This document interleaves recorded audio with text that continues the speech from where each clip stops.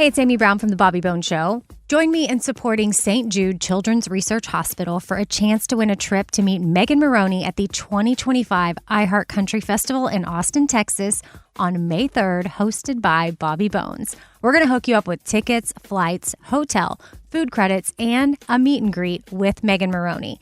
Take action now to support St. Jude and help cure childhood cancer, and you're going to be entered for a chance to win.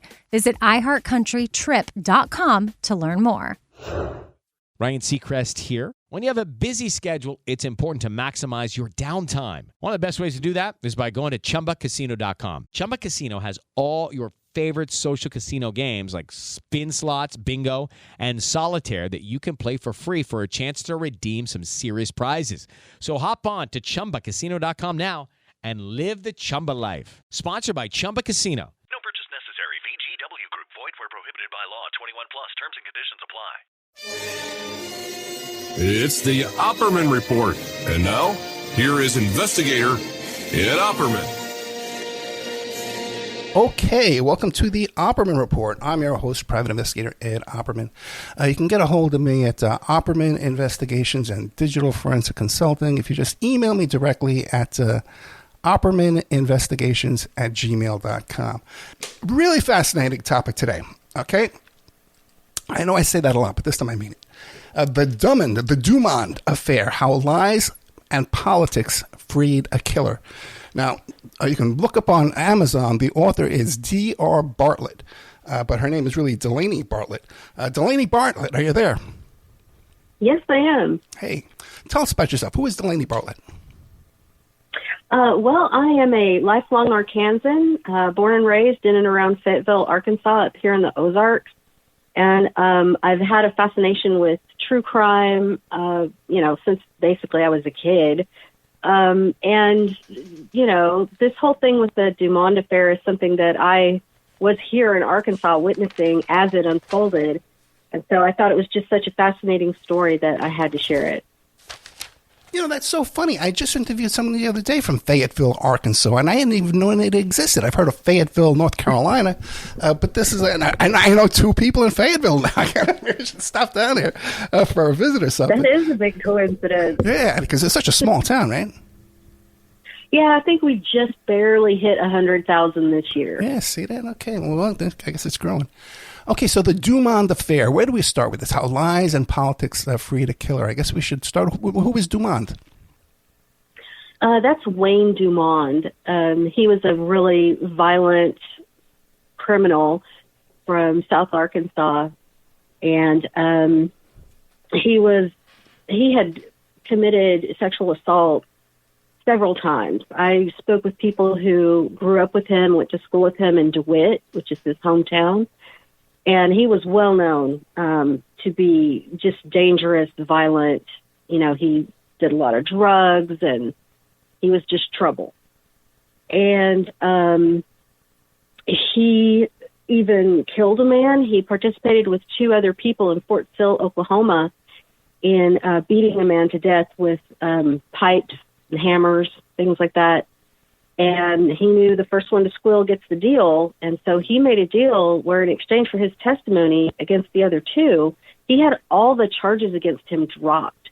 So he was a confessed murderer, but he never faced any charges for it. He had multiple sexual assaults on his record before he assaulted Ashley Stevens, which is the crime at the heart of this story. Yeah, it looks like he had a violent tour in Vietnam, too, as well. Or Cambodia. Yeah. Right. Well, that's what he claimed. He lied so much it was hard to know, but he would brag. People who knew him back in DeWitt after he got back from Vietnam said that he would brag that he was in Cambodia and they came across a village that wasn't on the map. So they, quote, corrected the map and killed everyone there and burned everything to the ground. And again, this is probably BS because, he was such a liar. But the fact that he would think that was something to brag about, that kind of tells you a little something about his mind. Right. So I guess now the story in your book, The Dumond Affair, How Lies in Politics Freed a Killer, starts with his rape of a 17-year-old girl? Yes, that's right. Well, what happened there? Her name was Ashley Stevens, and she just happened to be a distant relative of Bill Clinton. So anyway, she was from a upper class family in the town where they were, which was Forest City. Her dad was the undertaker or the mortician. I think at that point they were switching to calling themselves morticians. Mm-hmm. But she had come home from school, like a lot of us in the 80s. This was in 1984. She came home to the house alone, and she was 17. And she'd only been home a few minutes when she said this man walked in through the door, and he had a gun and a bag, and he forced her into her car and made her get down, so that people couldn't see her, and drove to this, secluded area and sexually assaulted her. And then he was going to kill her, but she begged for her life and, promised she wouldn't tell, all the things. And so he went ahead and took her home. Well, she very bravely did call the police and made a report. And they had showed her a few, photo lineups, and she didn't identify anyone. She said there was one guy who looked like her attacker, but she didn't say that was who did it. She was just pointing out that he looked like that, similar. It wasn't until 6 weeks later that she was driving around in town with a friend, and she saw Wayne drive by in his truck, which she had seen his truck when he, came to her house. And she was like, oh, my God, that's him. And they wrote down his license plate number and, went immediately back to the police, and they were able to easily, trace that to Wayne Dumond. So now I guess what happens next? The cops make contact with Dumond? Yeah, so they brought him in for questioning, and, she was able to completely 100% identify him. So he was arrested for kidnapping and sexual assault. He was able to post bond and go home. And then this is the part of the story where it gets really weird. So while he was out on bond, two men broke into his house. He lived kind of rural, just outside of town. Two men break into his house, hogtied him, and castrated him, and left him there to bleed, probably thinking that he would bleed out and die. Well, it just so happened his two sons came home from school, got there, found their father like that, called the police, called an ambulance. He was rushed to the ambulance and treated, and obviously, survived the attempt. Or it wasn't an attempt, I'm sorry. He survived the attack. Mm. And the other thing about it, that where it starts to get really weird, is that when the sheriff of the county came into the crime scene, he spotted Wayne's severed testicles on, in amongst all the blood on the ground, and he scooped them up in a matchbox and left. They were never entered into evidence. And in fact, for months afterwards, he had them in a jar of formaldehyde, and he would take them out and show them off and say, this is what happens when you rape a cheerleader in my county. Now, wasn't there some question that maybe he had this was a self-inflicted attack? Right. That was the story that Sheriff Conley, it was Sheriff Coolidge Conley, so corrupt. There's chapters in the book about his corruption. It was so bad. But that was the story that he put out there. He was promoting that theory. But that was clearly not the case. Wayne had been tied up when his sons came home, and no weapon, if he had, done this to himself, then the weapon would have been somewhere nearby, and there was never any weapon found. So that idea that he did it to himself, that was Sheriff Coolidge Conley, that was his spin that he put out in public, because he didn't investigate it at all. And in fact, as it wound its way through the court system, because Wayne sued him for a tort of outrage because of him showing off the testicles and then flushing them down the toilet in front of a reporter. It very much looks like Ashley Stevens' father, Stevie Stevens, had given Conley some money to hire some people to do this. Conley hired these two guys, William Hickman and Larry Porkchop Davis. Oh, we know who did it. Okay, that's a little wrinkle. Yeah. It's okay. So yeah. So we know who did it. How much did he get for the lawsuit, by the way? I believe it was $100,000, or maybe it was like $110,000 or $120,000, something in that area. It all went to his defense attorneys. So yeah. It wasn't like he made out or anything. But yeah. Okay, so the suspicion is that Ashley's dad paid the sheriff to go out and hire these pork chop guys to go out there and chop them all, right? That's the theory. Yeah. Oh my God, we got to make a movie out of this, man. I know. Okay, so then what happens now? Does he get convicted for the rape at least? Yes, he did. Well, after the castration and everything, he and his wife at the time, Dusty, they moved back to his family's property in DeWitt. And while they were waiting for trial, his house was burned down in what was likely arson, but, we'll never know. But yeah, he went to trial, and the judge in the case specifically forbade there to be any talk of the castration or what Sheriff Conley had done with Wayne's testicles, because he felt, rightfully, that it had nothing to do with the underlying crime and would only bias the jury in favor of Wayne. So everything about that was, kept out of the trial. And, it was a pretty slam dunk case. I mean, the victim was able to say, that's the man right there. He was, inches away from my face. I clearly remember him. That was the truck he was driving. It was, she had described the truck when she gave her statement to police. It was a red Ford pickup truck that had a missing headlight. And they didn't have DNA at that time. This was, the mid-'80s, but they had different serological tests that they could do that they weren't anywhere close to, definitive like a DNA test would be, but they could rule things out. And he had a vasectomy. He had the right blood type.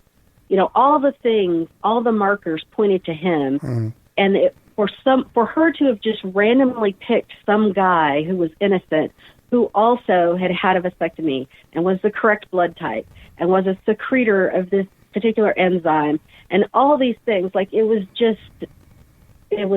beyond the scope of reasonable doubt, so to speak. So, yes, he was convicted, and he was actually sentenced to life.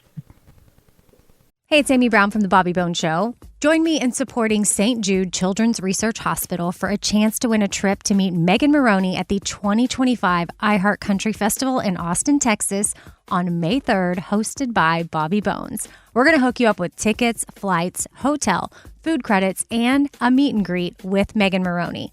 Take action now to support St. Jude and help cure childhood cancer, and you're going to be entered for a chance to win. Visit iHeartCountryTrip.com to learn more. Hello, it is Ryan, and I was on a flight the other day playing one of my favorite social spin slot games on ChumbaCasino.com. I looked over at the person sitting next to me, and you know what they were doing? They were also playing Chumba Casino. Coincidence? I think not. Everybody's loving having fun with it. Chumba Casino is home to hundreds of casino-style games that you can play for free anytime, anywhere, even at 30,000 feet. So sign up now at ChumbaCasino.com to claim your free welcome bonus. That's ChumbaCasino.com and live the Chumba life. No purchase necessary. VGW. Void where prohibited by law. See terms and conditions. 18+. Okay, and is that the end of our story? I can't be, right? What happens now? Oh, no. Yeah. Yeah, in most true crime, that's right. That's where it ends. Yeah. Yay. Yeah, but no, that is not at all the end of the story. So his wife, Dusty, was a really church-going type woman. She's a Baptist, fundamentalist Baptist. And after Wayne was convicted, she was an absolute force in trying to convince the world that he was innocent and to try and get him released. And, she embarked in letter writing campaigns. She moved up here to Fayetteville and lived with this Baptist preacher who's kind of infamous in Fayetteville, but that's a whole separate story, named J. Cole. And if you trace conspiracy theories back like a virus, it seems that it was there when the story for why Wayne was sentenced to prison, even though he was supposedly innocent, was that, Coolidge Conley was just so corrupt. He was just looking to just get somebody behind bars, right? But then it morphed into, Coolidge Conley was a Democrat, and Bill Clinton, who was the governor at the time, is also a Democrat. So I'm sure they were working together somehow. Then it morphed into Bill Clinton actually was responsible for railroading this innocent man and sending thugs to go castrate him. And this got just spread far and wide. The newspaper, the main newspaper in Arkansas, the Arkansas Democrat, was headed up by a man who was a big Clinton critic. And so the editorials, there was just like a constant kind of drumbeat in the state of like, Wayne Dumond is an innocent man and Bill Clinton is keeping him behind bars. And so it was just a constant thing. And it was mostly led by these evangelicals, because that's the community where Dusty was, really had all her connections with J. Cole. And also because that community really, really, really hated the Clintons.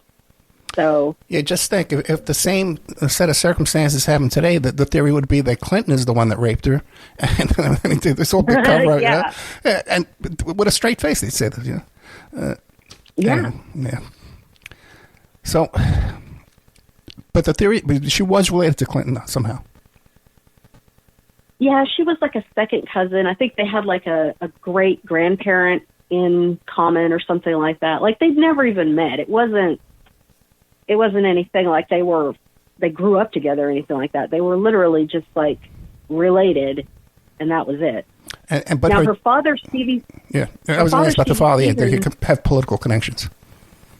Yeah, right. He was, because of him owning the funeral home for the town, like that used to be, especially among small towns, like that's the real pillar of the community. That's the business that always has business, right? It doesn't matter if it's a depression.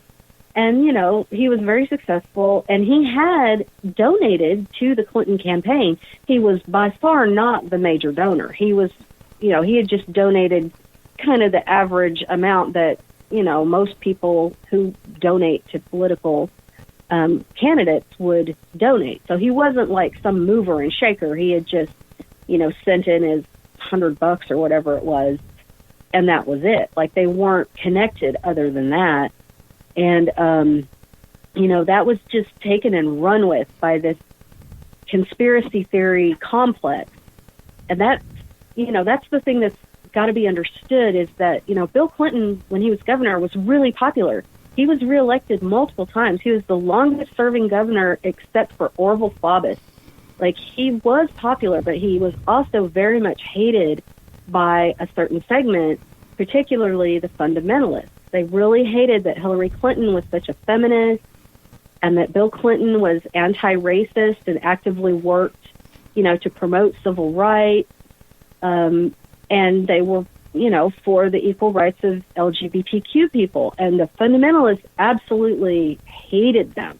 Like there was no conspiracy theory, no allegation too crazy that couldn't be smeared on the Clintons. I remember hearing people say with an absolute straight face that the first Christmas that the Clintons were in the White House, in I believe it was 93, that they had decorated the White House Christmas tree with sex toys and drug paraphernalia. Like they really believed that. They were really believing this kind of stuff. So that's the kind of just absolute wackadoo conspiracy theory soup, that was kind of bubbling under the surface here in Arkansas. Well, let me ask you this, because this is 1984. It's before the internet, right? So now how was this rumor, this theory being circulated? Because I remember I'm an old guy, I'm 63 years old, and back in those days, they would distribute videotapes. They would make little videos like you would find on YouTube now, but they would be on video cassette tapes. But it would be like a mailing list. And we'd go through these churches, these really right-wing churches and stuff like that, and pamphlets. So how was this being circulated? That's exactly right. Same thing. But besides the ministers who would, send out sometimes they would send out just cassette tape, with their sermons, whatever. Sometimes it was videotaped. But also, there were all these local AM talk radio stations during that time. Right. Okay. Yeah. And this was right around the time that Ronald Reagan nixed the fairness doctrine. So the right-wing proliferation of talk radio hosts and shows and all that just really went through the roof. And J. Cole, that crazy preacher man here in Fayetteville, he had an AM talk radio show called Save Our Nation, where he would, rant on and on about the godless ACLU and the evil feminists and, blah, blah, blah. And he would frequently, make all kinds of allegations against the Clintons and was frequently promoting Wayne's cause. And in fact, he agreed to be Wayne's spiritual counselor in prison and would go down there and visit him in prison, take long distance, collect calls from him in prison. He became very tight with Wayne Dumond.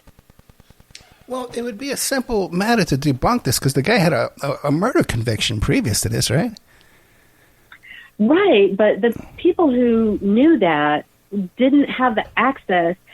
So first of all, they didn't have access to the same kinds of media. Yeah. They didn't have the reach that these preachers and these AM radio show hosts had.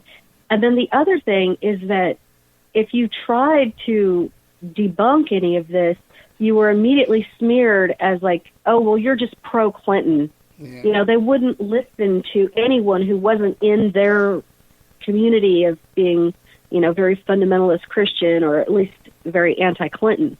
So it was that bias of it didn't matter what facts you had, you weren't to be trusted. So were they able to get Dumond released early? Yes, and that was a story that has to do with Mike Huckabee. So Mike Huckabee became governor of Arkansas thanks to the Whitewater investigation that was launched by Ken Starr against the Clintons. He got swept up in that, like so many other people did, and was convicted, and he had to step down as governor because in Arkansas it's a law that you can't be a convicted felon and serve in that office. And that's what promoted or moved Mike Huckabee from lieutenant governor to governor. And almost one of the first things that he did once he was sworn in as governor was to announce that he was going to pardon Wayne Dumond. Well, but by that time, wasn't there some scrutiny on that? And he's the governor. Wasn't there op-ed pieces in the newspaper saying, "Hey, this guy's got this long criminal history"? Yeah, there was definitely pushback. There were protests in Little Rock on the steps of the Capitol building. Ashley herself, along with her lawyer, wow. And then one of the other women who had previously been assaulted by Wayne, met personally with Mike Huckabee to try and convince him this is a bad idea. He's going to kill someone. Over and over again, the letters to the editors, the statements that these women gave, he's going to kill someone. He's dangerous. But Mike Huckabee, he didn't believe any of these women. He chose to believe these wingnut preachers and not believe women. But he knew he was getting all this political kickback, or not kickback, I guess fallout would be a better word. Yeah. So he knew that, okay, well, this is maybe not looking good. So what he did was illegally called the parole board into a closed-door secret meeting and pressured them illegally, again, to release Wayne Dumond. And the head of the parole board at that time, Leroy Brownlee, moved some things around, arranged some things, and basically arranged it so that Wayne got granted parole. And because Wayne got granted parole, Mike Huckabee then didn't have to pardon him. Mike Huckabee could just kind of wash his hands of the matter. Let me ask you something. So that's how he got out. Did the victim or the victim's family attend the parole hearing? No. Why it was not? all done because it was all done very hush-hush. They weren't notified. Right. Oh, you got to be exactly. notified, yeah. That's interesting. Maybe back then you didn't. Maybe you didn't back in those days in 85. Yeah. Yeah, because this was in what year was it? It was in the late 90s. Right. I want to say 97 or 98. I'm sorry, I forgot. But, yeah, I don't know if it was just that they weren't notified or if the hearing itself was actually just held in secret. Like, the whole thing was very sketchy and not legal. Yeah, because whenever the victim shows up at the parole hearing, the guy's not getting out, no matter what. Like, he could have done everything right, man. And they just look over and see that victim there and says, oh, sorry, So, yeah. And you'd think this would be, like, easy to pull this one off, keep this guy in there. But, okay, so he gets out, and then he's not done yet, right? He's some more murders he does? Yeah. So he had been, the whole condition that was put on his parole was that he had to move out of the state of Arkansas, which is weird. No other state would take him. Well, he had met Dusty, the one who had been working so hard to get him out of prison. She had died in a car accident right before he was granted parole. Mm-hmm. He met this other woman through a church group that had been coming down to his prison and visiting him. And so he married this woman. And so she was from Kansas City. So he was able to have a documented connection to the state of Missouri now, since he married her. And so Missouri went ahead and, said, okay, you can transfer your parole to the state of Missouri. So he moves up to one of the little suburbs of Kansas City. And 6 weeks after he married Terry Sue, he raped and murdered a woman named Carol Sue Shield. Hey, it's Amy Brown from The Bobby Bones Show. Join me in supporting St. Jude Children's Research Hospital for a chance to win a trip to meet Megan Maroney at the 2025 iHeart Country Festival in Austin, Texas on May 3rd, hosted by Bobby Bones. We're going to hook you up with tickets, flights, hotel, food credits, and a meet and greet with Megan Maroney. Take action now to support St. Jude and help cure childhood cancer, and you're going to be entered for a chance to win. Visit iHeartCountryTrip.com to learn more. How to have fun anytime, anywhere. Step 1, go to ChumbaCasino.com. ChumbaCasino.com. Got it. Step 2, collect your welcome bonus. Come to Papa welcome bonus. Step 3, play hundreds of casino-style games for free. That's a lot of games. All for free? Step 4, unleash your excitement. Woohoo! Chumba Casino has been delivering thrills for over a decade. So claim your free welcome bonus now and live the Chumba life. Visit ChumbaCasino.com. No purchase necessary. VGW Group. Void where prohibited by law. 21 plus. Terms and conditions apply. And he didn't leave a lot. Like, he did try to clean up the crime scene. But, she had fought back, so she had his skin under her fingernails. There was one of his hairs that got left on the bed. So there was a little bit of DNA evidence. But, it was going to take a while. They were able to exclude, the people close to her that would be, your first logical suspects. They were able to exclude all of them. So then it had to go, to the database and find a match, and that it took like a year. And literally the day before that match came back saying, yes, this matches Wayne Dumond from Arkansas, the day before, Wayne Dumond broke into another woman's house, a woman named Sarah Andrusek, and did the same thing, raped and murdered her. How come Mike Huckabee's career didn't end over this? Well, it kind of did, but I think what really happened is instead of admitting that they're wrong, they just sweep it under the rug. The people who believe these kinds of conspiracy theories, they just memory hole it, like it never happened. But when Mike Huckabee went to run for president in 2007, this was during the primary season, this all came out. And that is what's called the DUMOND affair, was Huckabee's complicity in getting Wayne Dumond released, and then Wayne Dumond murdering 2 women. It's kind of the Willie Horton, if you will, right, for Mike Huckabee. And that did tank his presidential career. But, you know, he went on he hosted a couple of Fox shows. He got his own radio show. And now he has just recently been named ambassador to Israel by President Trump. Oh, I didn't even notice that. I didn't even notice that one. Yeah. Yep. Yeah. What a mess. We are in such a mess. Oh, my God. Okay, so wait, back to Dumond for a second. I'm hoping now that they pick him up. He gets convicted for this stuff, right? He's back in prison? Oh, yes. Okay. So, yeah, he was, as soon as they got the DNA, you know, because Wayne was on parole, it was easy. You know, they knew exactly where he lived, where he worked, all of this. You know, they pick him up. He gets charged, tried, convicted, and he gets life in prison without parole. Well, that was for Carol Sue Shields, okay?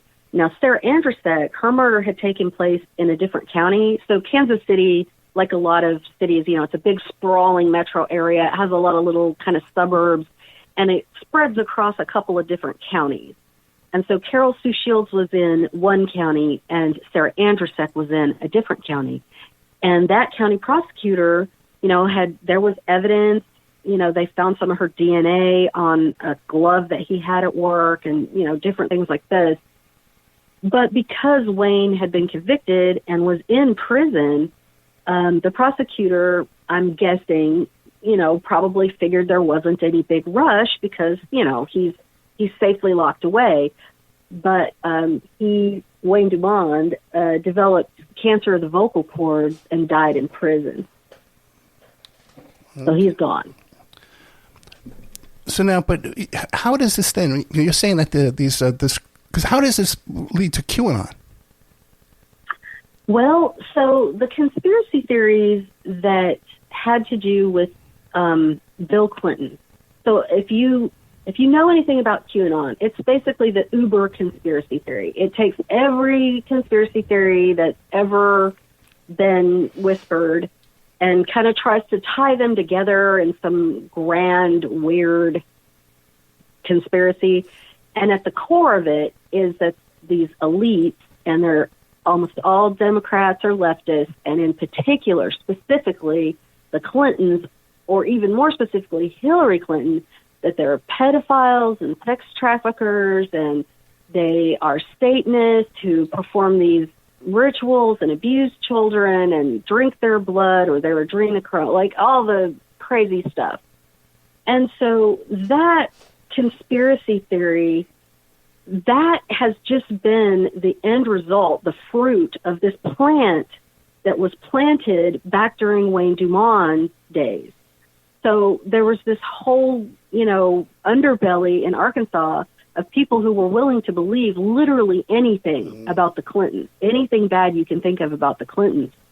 And for years and years and years, it was promoted. It began to be promoted by Richard Mellon Scaife through the Arkansas Project and his ties to right-leaning media, where it was like they would just find somebody in Arkansas who could say something terrible about Bill or Hillary, and they would pay them a ton of money to be a source, quote unquote, and they would splash these unverified, you know, rumors, basically allegations, and it would get picked up and amplified.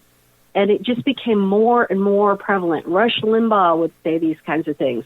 Alex Jones, you know, these are people who have like huge platforms.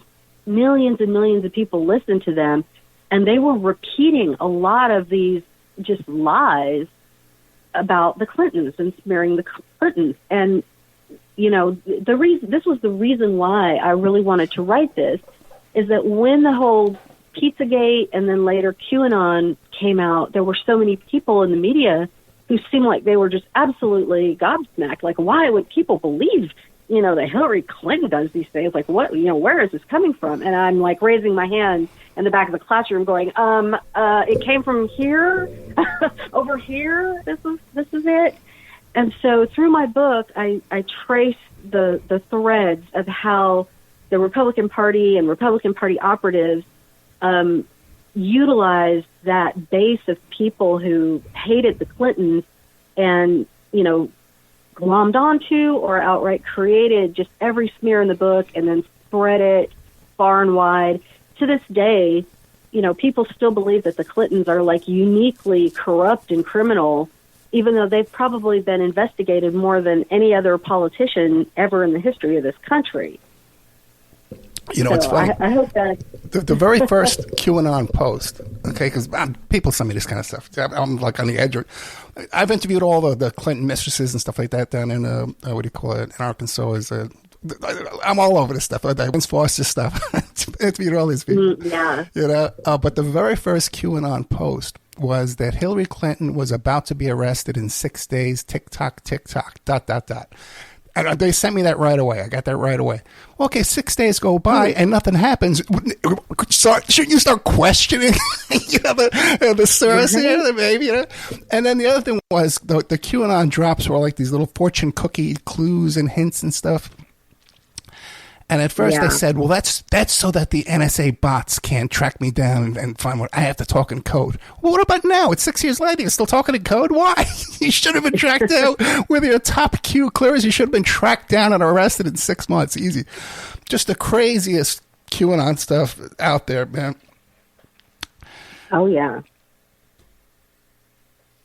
But people are primed to believe it. And you had some really powerful, you had like a ton of like dozens and dozens of like Trump campaign, people associated with the Trump campaign in some form or fashion, spreading these QAnon and Pizzagate. We'll start with Pizzagate, spreading them. And, a lot of other accounts that were the biggest spreaders of the Pizzagate thing were Russian bots and Russian, people working for Russia. So there was clearly like a foreign campaign to spread this disinformation. And when it blew up the way it did, then it's like, okay, the quote unquote original poster of the Pizzagate theory was called SBI Anon. So that kind of went away. And then the next thing you know, we've got this QAnon who's posting basically the same type of stuff, Well, I got to tell you, as far as Pizzagate goes, right? I did the first radio report on Pizzagate, and if you went back in those days, they were going crazy. I forget, where was it, on Reddit or whatever, saying Ed Opperman's doing a show about Pizzagate. He's got 1 million viewers. Did the first show about Pizzagate. There's a lot of, and I had 2 clients in real life, a private investigator that put together these kind of cases. I had 2 clients in real life that were affected by that Elefantis and that abuse that went on in that place. The abuse did go on in that place. Now, these stories, they get exaggerated and manipulated. We know QAnon stuff. I think General Flynn was behind some of that. And Roger Stone and those characters, So, and even a guy who I've had on this show, turned out he was an author for that guy, that Code Monkey guy down there in the Philippines. Oh, wow. Yeah, I know, man. I got totally mixed up with these guys. They went ballistic all over me, man. I've had so much problems the past couple of years with all these characters. Oh, wow. And I get involved in so much crazy stuff you wouldn't believe. But here we are. Okay. Yeah. And I'm talking to D.R. Bartlett about her book, The DUMOND Affair, Lies and Politics Freed a Killer. What kind of reaction are you getting to this story? Well, so far, positive reactions. It has hit as a number 1 on Amazon in Law and Media, so I take that as a positive reaction. As it is now, it hasn't really gotten out that much. As we're doing this interview, it's the day after the book has dropped. Right. So I'm just, waiting for it to get bigger and for somebody to be angry and send me their very thoughts about because it. the next thing we're going to be hearing is that Delaney Bartlett is part of the plot. She's part of the conspiracy. Yeah. She's the next one in line involved in all this. Because now we have even more. I think it's gotten worse. The detachment from reality, back from the QAnon. It's just crazy now, man. Forget it. Hey, it's Amy Brown from The Bobby Bones Show. Join me in supporting St. Jude Children's Research Hospital for a chance to win a trip to meet Megan Maroney at the 2025 iHeart Country Festival in Austin, Texas on May 3rd, hosted by Bobby Bones. We're going to hook you up with tickets, flights, hotel, food credits, and a meet and greet with Megan Maroney. Take action now to support St. Jude and help cure childhood cancer, and you're going to be entered for a chance to win. Visit iHeartCountryTrip.com to learn more. Step into the world of power, loyalty, and luck. I'm going to make him an offer he can't refuse. With family, cannolis, and spins mean everything. Now, you want to get mixed up in the family business. Introducing The Godfather at ChumbaCasino.com. Test your luck in the shadowy world of The Godfather slot. Someday, I will call upon you to do a service for me. Play The Godfather now at ChumbaCasino.com. Welcome to the family. No purchase necessary. VGW Group. Void where prohibited by law. 21 plus. Terms and conditions apply. And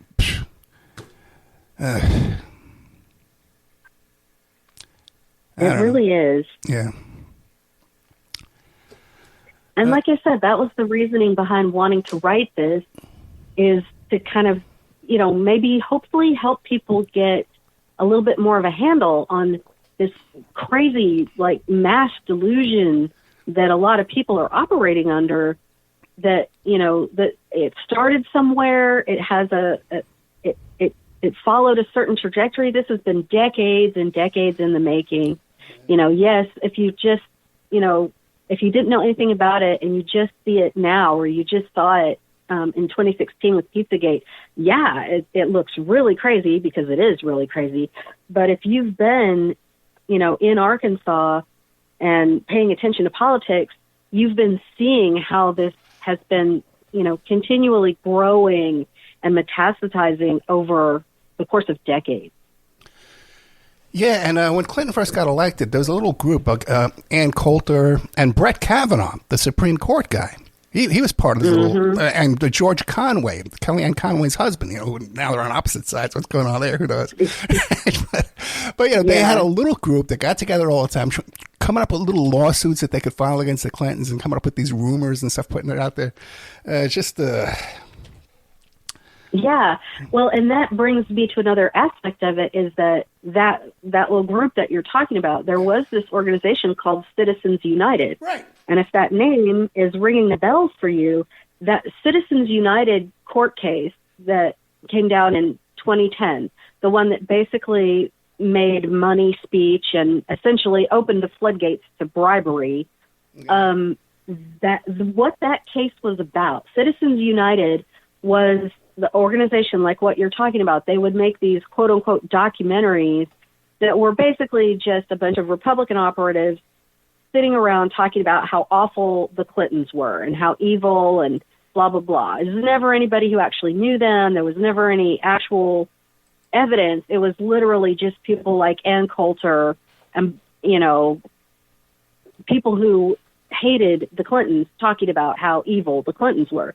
Well, Citizens United had wanted to air this movie, before the 2016 election, and the FCC was like, well, no, that's electioneering, because it was clearly saying Hillary Clinton is terrible and you shouldn't vote for her. And so Citizens United took them to court, and I guess this was the 2008 election. I'm sorry, not the 2016. It was 2008 election.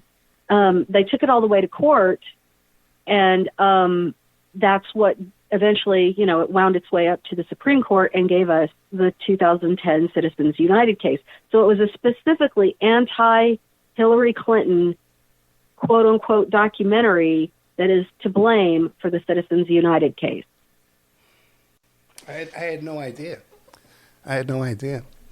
And now basically Citizens United, you can donate as much money as like Elon Musk just did. You know? Yeah. Right. Exactly. Right. Oh, my God.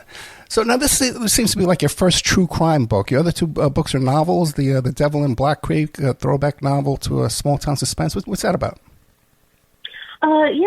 It's a fiction book, and it's about this young woman who, she lives in this little rural town in Arkansas, and a new preacher moves to town, and she starts to see some weird stuff going on in his shed.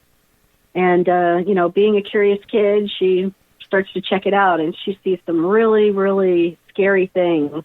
And at the same time, a group, or not a group, but several boys from the nearby town of Fayetteville start going missing. And so when she starts trying to tell people, that she thinks this preacher might be doing something really bad in his shed, she's not believed. And in fact, they're going to pack her up and send her off to one of these troubled teen camps, which is another scandal that the state of Arkansas has. But yeah, it's kind of a throwback, people who might be nostalgic for 80s style horror, Stranger Things, Stephen King, that kind of thing. Yeah, we did a couple of shows about those troubled teen camps you're talking about. And a real scandal about that is these transporters that come to your house and take your kid in handcuffs and stuff like that. Yeah, it was some wild stuff, man. Well, what about this other one, The Devil in Black Creek? Oh, that was the one. That was The Devil in Black Creek. The other book that's on my website is an anthology of short stories, and I just have a short story in that anthology. Gotcha. So what do you think? You're going to be sticking with the more true crime? You're going to go back to novels? Oh, I don't know. I'm feeling very much pulled to cover another true crime case here in Arkansas. But, I always have that doubt of, like, does anybody care about crime in Arkansas? Well, somebody must, because I just interviewed somebody else from Fayetteville. There must be some in the water in Fayetteville over there. I don't know. Yeah. No, what about, is Fayetteville, it's a deeply red state, county there, Republican? Well, Arkansas is considered a red state, but, it was, for a long time, it was very purple. And Fayetteville, is the home to the University of Arkansas. And, every time you have a university town, a college town in a red state, it tends to kind of be the little blue dot, and that's how Fayetteville is. It's the little blue dot in the sea of red. Look into any of that stuff with the Clintons and Mena Airport? Yeah, because that's really funny that now it's the Clintons in the Mena Airport, when in the 80s, before Clinton started being attacked in this way, it was widely believed that the drug running that was allegedly being done through Mena was part of Reagan's Iran-Contra affair. Oh, absolutely. But then somehow it just kind of got like redirected to somehow being Clinton. I don't know. Well, I think it was because he was the Attorney General at the time. Yeah. I think there were some witnesses to that. So with Ollie North. But anyway, that's another story for another day. We've done many shows about Iran-Contra. That's a whole other thing too. And it could just be another conspiracy theory. So I'm not saying that that's what happened. I'm just saying that it used to be talked about in terms of, that's where they were running the cocaine to as part of that whole weapons and, all of that. And then as time went on, it somehow became associated with Clinton. And I don't know how that happened, but here we are. I got a great, I'll send it to you. The attorney for the Boys on the Tracks, that woman, Linda, I forget her last name, but the attorney that was filing the Freedom of Information Act requests on that case was a guest on my show. And his FOIA motion has the best summary of Iran-Contra and all that nonsense that went on that I've ever seen in my life. And I've done many shows on that. I've had... a very good friend of mine was Daniel Hopsicker, who lived with Barry Seal's widow. So I've had some people who are very close to that story there. pretty much from every angle. But that I'll send you that to that motion. It's the most concise summary of that case I've ever seen before in my life. We've been talking to Delaney Bartlett, D.R. Bartlett. You can find her on Amazon.com. The book we've been discussing is The DUMOND Affair, How Lies and Politics Freed a Killer. And really goes back all the way to gives you the origin of these right-wing conspiracies like we've been talking about here. So we're out of time, Delaney Bartlett, but thank you so much. Thank you so much for having me. Thank you, too. Good night.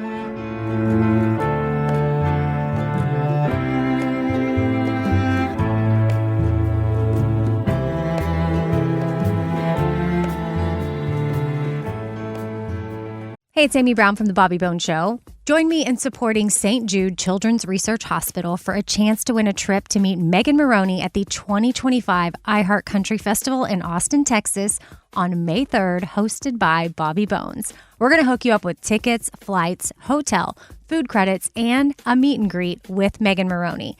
Take action now to support St. Jude and help cure childhood cancer, and you're going to be entered for a chance to win.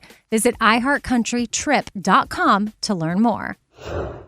Ryan Seacrest here. When you have a busy schedule, it's important to maximize your downtime. One of the best ways to do that is by going to ChumbaCasino.com. Chumba Casino has all your favorite social casino games like spin slots, bingo, and solitaire that you can play for free for a chance to redeem some serious prizes.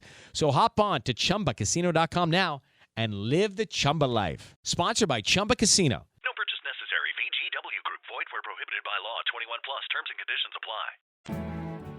Hey, it's Amy Brown from The Bobby Bones Show. Join me in supporting St. Jude Children's Research Hospital for a chance to win a trip to meet Megan Maroney at the 2025 iHeart Country Festival in Austin, Texas on May 3rd, hosted by Bobby Bones. We're going to hook you up with tickets, flights, hotel, food credits, and a meet and greet with Megan Maroney. Take action now to support St. Jude and help cure childhood cancer, and you're going to be entered for a chance to win. Visit iHeartCountryTrip.com to learn more. Hello, it is Ryan, and I was on a flight the other day playing one of my favorite social spin slot games on ChumbaCasino.com. I looked over at the person sitting next to me, and you know what they were doing? They were also playing Chumba Casino. Coincidence? I think not. Everybody's loving having fun with it. Chumba Casino is home to hundreds of casino-style games that you can play for free anytime, anywhere, even at 30,000 feet. So sign up now at ChumbaCasino.com to claim your free welcome bonus. That's ChumbaCasino.com and live the Chumba life. No purchase necessary. VGW Group. Void where prohibited by law. See terms and conditions. 18 plus.